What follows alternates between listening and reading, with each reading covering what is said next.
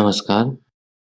इस वीडियो में हम बात करेंगे कि किस प्रकार से स्मार्टफ़ोन्स जो हैं वह टीनेजर की मेंटल हेल्थ को प्रभावित कर रहे हैं। नई रिसर्च जो है वह इस तरीके के जो कनेक्शन है फ़ोन और मेंटल हेल्थ को उस पर सवाल खड़े करती है कई सारे।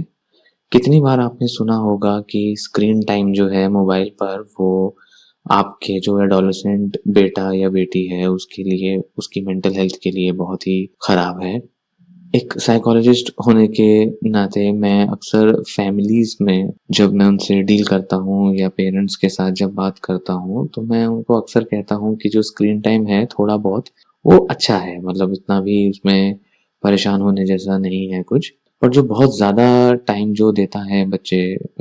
टीनेजर्स जो स्क्रीन टाइम को, वो अक्सर ज़्यादा बड़े रेट्स जो हैं लोनलीनेस के, अकेलेपन के, बेचैनी, घबराहट, एंग्ज़ायटी और डिप्रेशन अवसाद से संबंधित पाए जाते हैं।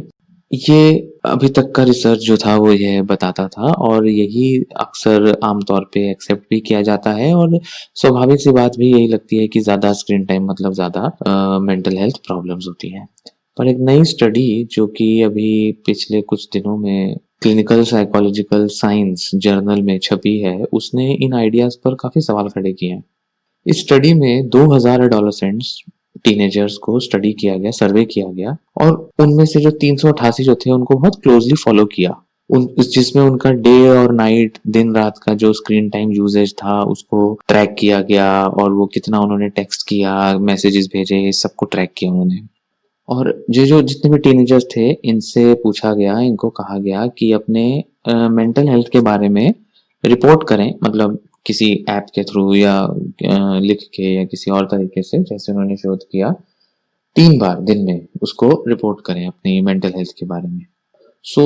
13,017 ऑब्जर्वेशंस कुल मिला के ली गई 5270 दिनों में। कुल मिला के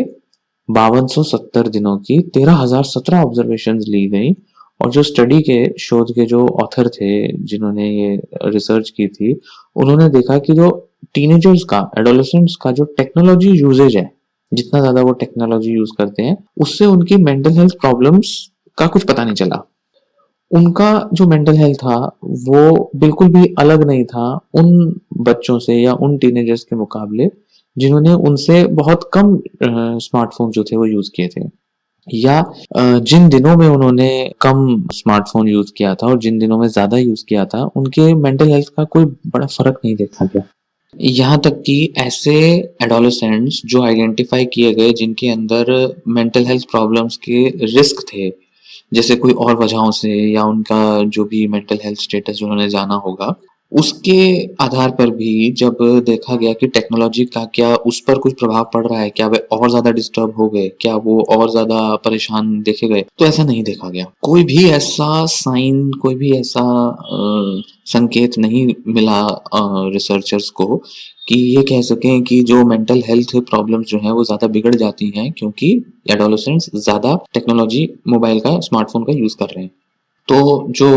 रिसर्चर्स थे उन्होंने निष्कर्ष निकाला कि जो इस शोध का यह नतीजा निकला कि जो अक्सर ये जो मान्यता है या जो नरेटिव है जो चलता है कि जो यंग एडोलेसेंट्स हैं, जैसे 13, 14, 15 के, 17, 18 तक के जो जितने भी ये बच्चे रहते हैं, उनमें डिजिटल टेक्नोलॉजी से के यूज से किसी भी प्रकार से मेंटल हेल्थ की प्रॉब्लम्स या सिम्टम्स नहीं बढ़ते, जिसमें उनका ओवर थिंकिंग हो सकता है, गुस्सा हो सकता है, डिप्रेशन हो सकता है या एंग्जाइटी हो सकता है। तो अगर वो दिखाई दे रहा है तो वो किसी और वजह से होगा। इसके जो एक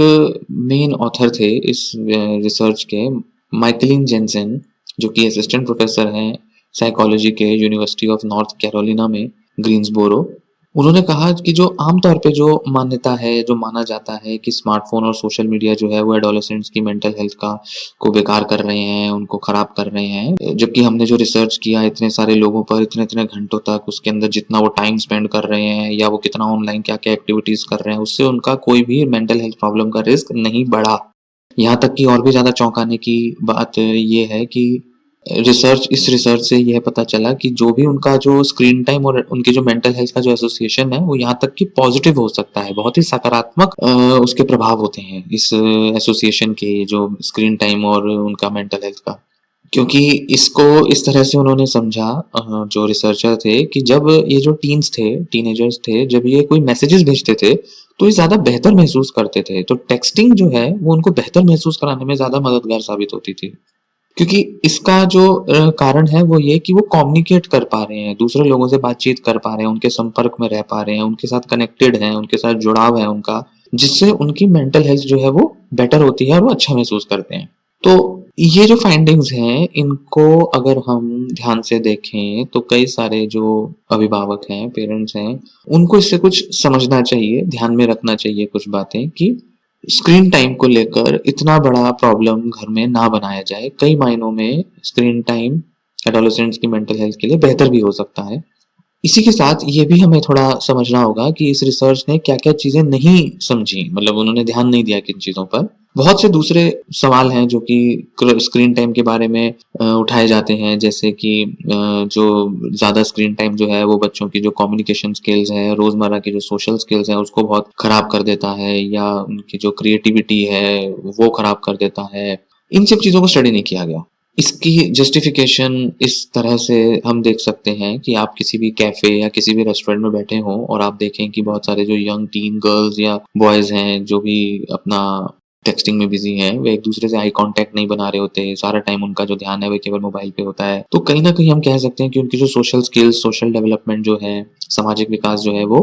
खराब हो रहा है। तो इस वजह से थोड़ा जस्टिफिकेशन दिया जा सकता है कि ये सब चीजें तो देखी नहीं गई, यहाँ तो केवल मेंटल हेल्थ प्रॉब्लम्स को देखा गया, डिप्रेशन ज्यादा होगा या एंग्जाइटी ज्यादा होगी, ये सब चीजें नहीं मिली। तो थोड़ी कमियां भी हैं इस रिसर्च में, हम ये नहीं कहेंगे कि हमें एकदम भरोसा कर लेना चाहिए। और अक्सर ऐसा भी देखा जाता है कि जो पेरेंट्स ऐसा कहते हैं कि जब उन्होंने बच्चे का जो स्क्रीन टाइम जो है वो कम किया, तो बच्चे जो थे थोड़े ज़्यादा क्रिएटिव हो गए, ज़्यादा दूसरे स्पोर्ट्स में या दूसरी एक्टिविटीज़ में ध्यान देने लगे, जिससे कि इस बात की जस्टिफिकेशन मिलती है कि स्क्रीन टाइम कम करने से बच्चों का थोड़ा मानसिक विकास बेहतर होने लगता है। तो अब ये जो, क्योंकि एक शोध है, शोध तो आगे बहुत सी कमियां जो है वो दूर करने के प्रयास होंगे ही उसके। तो हम ये नहीं कह सकते कि हमें इनकी जो फाइंडिंग्स हैं उसको just as it is accept कर लेना चाहिए। पर हम ये भी नजरअंदाज नहीं कर सकते कि जितना हम सोचते हैं, जितना एक हुआ रहता है कि बच्चों का जो, टीनेजर्स का जो मेंटल हेल्थ है, उनका एटीट्यूड्स हैं, वो सिर्फ इसकी वजह से बेकार हो रहे हैं या वो खराब हो रहे हैं, इस पर थोड़ा सवाल आता है। तो कहीं ना कहीं कमियां हैं, बट साथ ही साथ बहुत से चीज़ों को, बहुत सी चीज़ें ऐसी हैं, बहुत से हमारे विचार हैं जिनको टटोलने का भी काम करती है शोध। तो बहुत ज़्यादा बहस करना, बहुत ज़्यादा घर में लड़ना, लड़ाई का माहौल, गुस्से का माहौल बनाना, थोड़ा इससे हमें दूर रहना शायद चाहिए, क्योंकि कहीं न कहीं कुछ ऐसे पहलू हैं स्मार्टफ़ोन के जिसका अगर सही इस्तेमाल किया जाए, तो बच्चों के मानसिक विकास के लिए या मेंटल हेल्थ के लिए थोड़ा बेटर भी हो सकता है ये चीज़। तो हमें ये देखना चाहिए कि हम उनका किस तरह से सपोर्ट कर सकें, उनके ऑफ़लाइन या ऑनलाइन तरीकों से उनको, कि वो ऑनलाइन अगर हैं तो कैसे सोशल कनेक्शन बनाएँ और अगर ऑफ़लाइन है तो कैसे बनाएँ, इस पर ज़्यादा ध्यान दिया जाना शायद ज़्यादा ज़रूरी है। तो जो कैंडाइस ऑटगर्स, जो इसके जो प्रोफ़ेसर थे साइकोलॉजिकल साइंस के यूनिवर्सिटी ऑफ कैलिफ़ोर्निया के, उनका ऐसा मानना है कि माँ-बाप जो हैं, उनको बेहतर तरीके से दोनों का इस्तेमाल करना बच्चों को सिखाना पड़ेगा, ऑफ़लाइन और ऑनलाइन एक्टिविटीज़ का,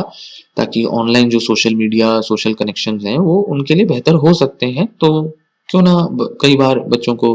टीनेजर्स को एनकरेज किया जाए सोशल रिलेशंस जो हैं सोशल मीडिया पे बनाने के लिए। धन्यवाद।